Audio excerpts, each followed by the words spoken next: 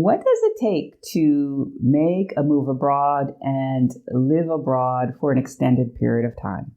Well, stay tuned because in this video, I'm going to share with you the 8 phases that I went through to get to this point in my life where living in France just feels normal.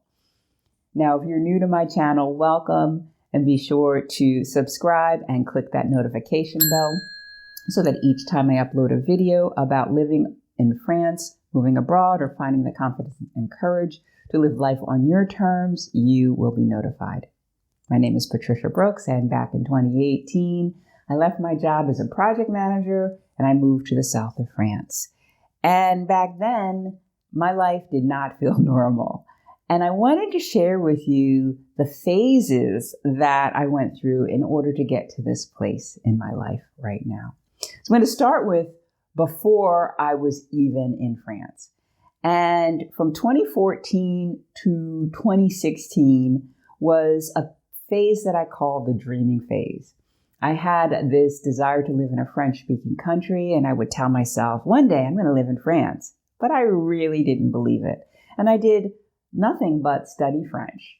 I didn't research the visa process. I didn't think about what kind of job I could get to live there. I was just telling myself this fairy tale. And it felt good because it helped me to cope with situations at home that weren't so fulfilling to me. But in 2017, I got to a point where I was tired of dreaming and that my life in the United States really felt like needed to change, that I no longer felt like it was my home and I needed to be in a French-speaking country. And so because I was stuck, because I was really not planning to make the move, I was just dreaming, I hired a coach. And she got me unstuck real fast. And what I was stuck on was money. I had money blocks, and she helped me to work through those. So January 2017 to October, November of 2017, this was a phase that I call the preparing and planning phase. I was, researching visas. I was getting rid of stuff. I was finding a property manager who could manage my townhouse when I rented it out. All of those things. And that was a good period because I had hope. But come the end of 2017, November, when I applied for my visa and it was approved. And I still had quite a bit of things to get rid of. And so in that period, that was a phase that I call the, oh crap, it is about to get real period. And so I was scurrying around trying to get rid of all of the things that I still had left to get rid of, tying up loose ends, scanning my documents, all of that stuff. And that time ticked down so fast. But it was good because I was on automatic pilot. It was like a whirlwind. And so I didn't really have time to think about what I was about to do, which was good because if I had, I probably would have gotten cold feet. That was the, oh crap, it's about to get real phase 3. Now, phase 4 was the honeymoon period. Now, I moved to France January 25th, 2018. And for 3 weeks after that, I was on cloud 9. I was so proud of myself for having made this move. And I was just seeing things through the eyes of a child, seeing new things in my new city. It was amazing. And then week 3 hit. And that was the end of my honeymoon period. Now, I know you have had this type of experience where you have something new. You started a new job. Maybe you were in a new relationship and things just look so rosy. And then one day they weren't quite so rosy. Well, that's what happened to me. And if you can relate to that, give this video a thumbs up. Now, this honeymoon period gave way to the phase that I call the Tug-of-War Phase. And that's phase 5. And that was where I really questioned my decision to make my move to France. What were you thinking, Patricia? You quit a really good job. Your mom always told you a bird in the hand is worth 2 in the bush. You don't quit a job unless you have one at the ready. All of that stuff went through my mind. And this period was not a short period. It was from February until October or so of 2018, most of my first year in France. The thing that was my saving grace was I had gone through coach training and had some tools to talk myself off the ledge, had some tools to get out of my head and really just move through that anxiety. Otherwise, I might have rebounded back to the United States. It was not a fun period. And I write about that in my book, Live a Bold Life, which recounts my first year living in France.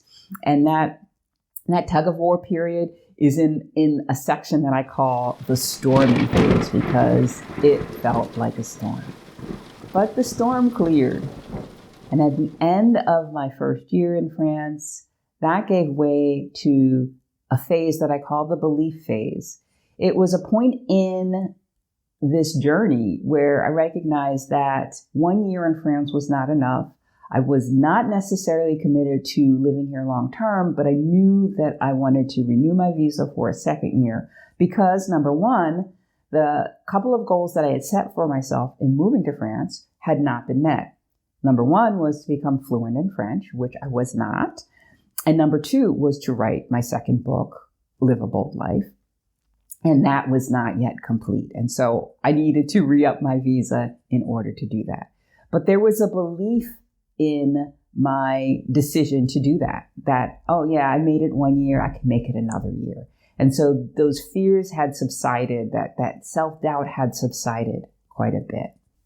So that was the belief phase, re-upping my visa, knowing that I could do another year. Phase 7 was the laying down roots phase. And that happened 18 months in, like November timeframe of 2019. And that was when I bought a car here. Now, when I was living in Perpignan, I didn't need one. My second year, I moved out to a smaller village and I needed a car. And so I bought one. So I had to have car insurance. I needed to have a French driver's license.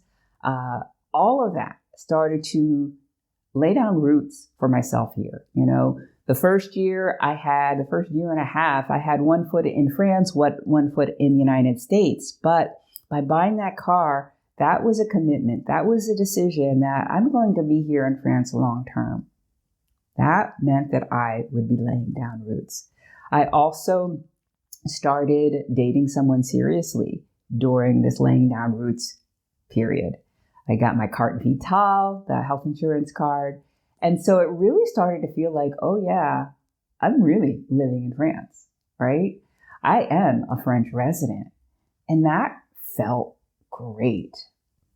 And phase 8 is the normal phase, the phase that I told you about in the beginning of this video, where I wake up in the morning and my life in the United States, in Richmond, Virginia, in that beautiful master bedroom with skylights is a distant memory. And that my life here in France is normal, that I have routine, that I go to the grocery store at lunchtime on Wednesdays because French people are eating and there are fewer people there, right? That I have routine because I have created a French business and that, keeps me structured. It is an incredible place to be. There is a caveat with this period because when things start to feel normal, they can start to be boring, right? Because you've got your routines, you've got your patterns. And for me, one of the things is I can kind of cloister myself. I don't mind being alone, but that also, limits my exposure to other people. And so I have to be conscious of that and really put myself out there. And so I've been doing that. Last week, I went to the library to story time, and that was a great experience because the people who were there were so friendly. The storyteller was amazing, and he told stories about this region, and I understood 95% of what he told us. And to me, every time I understand, it's incredible because French comprehension has not been my strong suit, but now it's there and it feels really good. So anyway, those are the 8 phases that I went through to make my move abroad, to get settled here, and to get to this normal phase. Now, which of those 8 phases of my journey surprises you the most? Comment below. If you are considering a move abroad, you're probably in one of those earlier phases, and you might have self-doubts or wonder if moving abroad is really right for you. Well, I have a program called the Carefree Expat Incubator Program that can help you to go through the phases of moving abroad and living there sustainably. If you're interested in learning more, if you'd like to talk through where you are and where you want to be, what might be holding you back, let's have a conversation. I'll put a link to my calendar in the description so that you can find a time for us to talk, and I look forward to it. That is all I have for you today. Thank you for watching, and I will see you again next time. Bye for now.